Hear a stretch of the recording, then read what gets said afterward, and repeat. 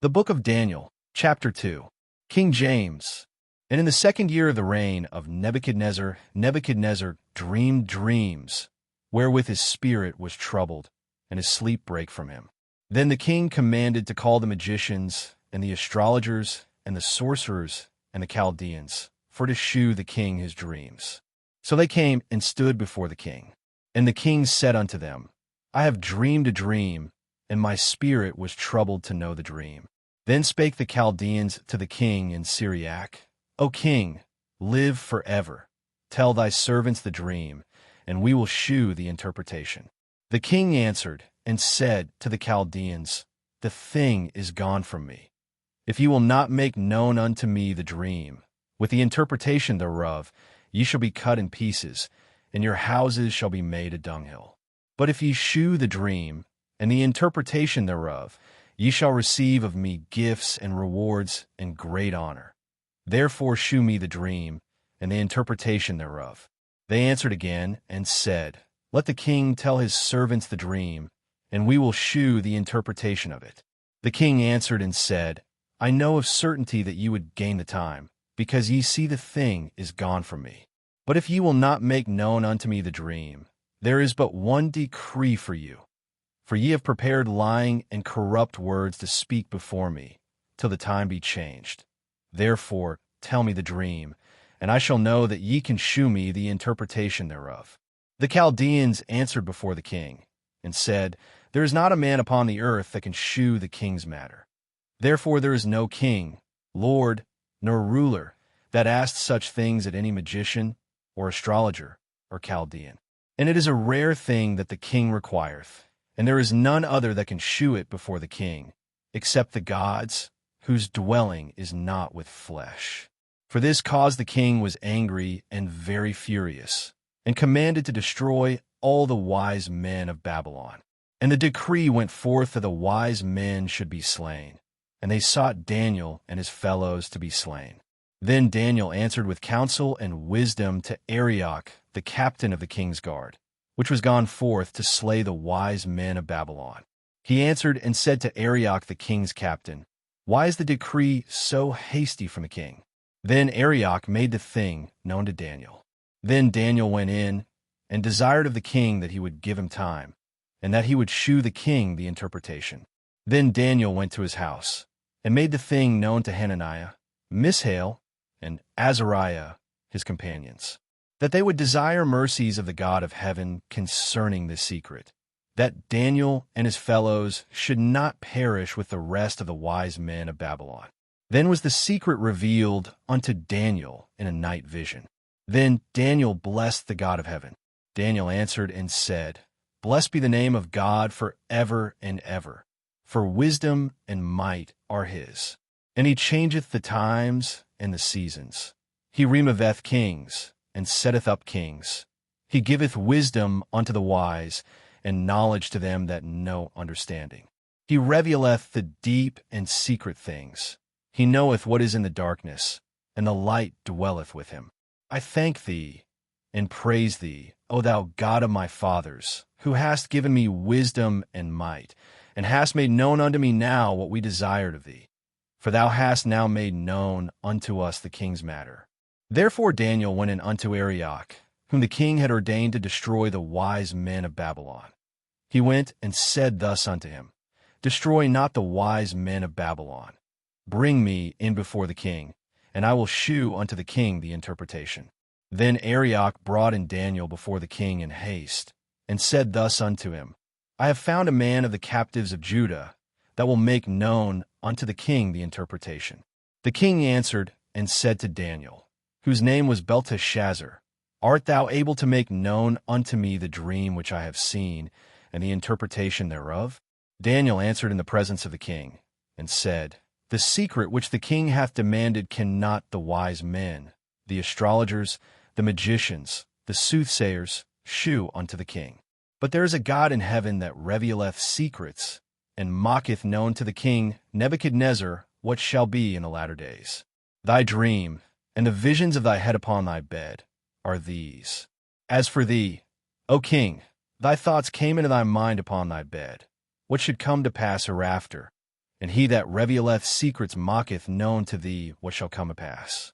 But as for me, this secret is not revealed to me for any wisdom that I have more than any living, but for their sakes that shall make known the interpretation to the king, and that thou mightest know the thoughts of thy heart.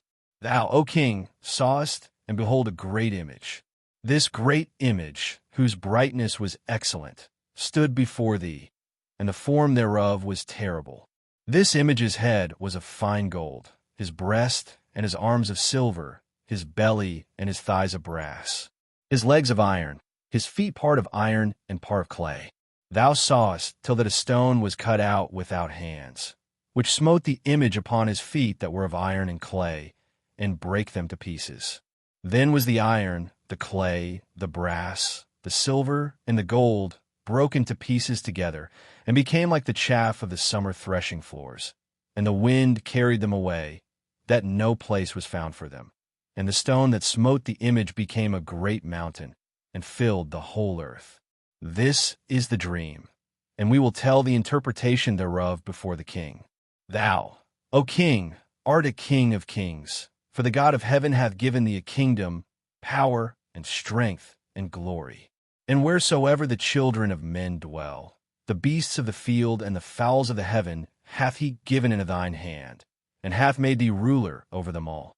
Thou art this head of gold, and after thee shall arise another kingdom inferior to thee, and another third kingdom of brass, which shall bear rule over all the earth. And the fourth kingdom shall be strong as iron, forasmuch as iron breaketh in pieces, and subdueth all things. And as iron that breaketh all these, shall it break in pieces and bruise. And whereas thou sawest the feet and toes, part of potter's clay, and part of iron, the kingdom shall be divided, but there shall be in it of the strength of the iron, forasmuch as thou sawest the iron mixed with miry clay. And as the toes of the feet were part of iron, and part of clay, so the kingdom shall be partly strong and partly broken. And whereas thou sawest iron mixed with miry clay, they shall mingle themselves with the seed of men, but they shall not cleave one to another, even as iron is not mixed with clay. And in the days of these kings shall the God of heaven set up a kingdom, which shall never be destroyed. And the kingdom shall not be left to other people, but it shall break in pieces and consume all these kingdoms, and it shall stand forever. Forasmuch as thou sawest that the stone was cut out of the mountain without hands, and that it brake in pieces the iron, the brass, the clay, the silver, and the gold, the great God hath made known to the king what shall come to pass hereafter. And the dream is certain, and the interpretation thereof sure. Then the king Nebuchadnezzar fell upon his face, and worshipped Daniel, and commanded that they should offer an oblation and sweet odors unto him. The king answered unto Daniel, and said, Of a truth it is, that your God is a God of gods, and a Lord of kings, and a revealer of secrets, seeing thou couldest reveal this secret.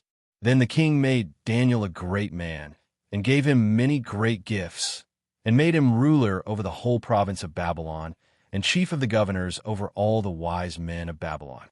Then Daniel requested of the king, and he set Shadrach, Meshach, and Abednego over the affairs of the province of Babylon. But Daniel sat in the gate of the king.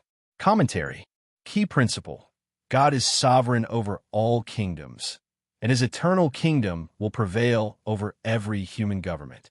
This chapter reveals a foundational truth. Earthly power is temporary, but God's authority is absolute and everlasting. Nebuchadnezzar, the most powerful ruler of his time, could not even recall his own dream, demonstrating the limits of human wisdom and authority. Daniel makes it clear.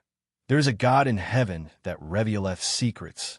True wisdom does not come from government, education systems, or human intellect alone. It comes from God. Proverbs 2 verse 6. The dream of the great image represents successive world empires, each declining in value and unity. This aligns with history and shows that human government, though ordained by God, Romans 13 verse 1, is inherently flawed and temporary. The most important part of the vision is the stone cut without hands, which destroys the image and becomes a great mountain. This represents God's kingdom, which is not man-made and will never be destroyed. This points ultimately to the reign of Christ. Psalm 2, verses 8 to 9. Biblical and constitutional insight. Just as Daniel acknowledged that God removeth kings and setteth up kings, the American founding fathers recognized that rights and authority ultimately come from God, not government. The Declaration of Independence affirms that our rights are endowed by our Creator, not granted by rulers. This aligns directly with Daniel 2's teaching of God's sovereignty over nations. Practical application. Believers should not place ultimate trust in political systems or earthly leaders. While civic responsibility is important, our highest allegiance is to God's eternal kingdom. Like Daniel, we are called to stand boldly, speak truth, and trust that God is directing history according to His perfect will.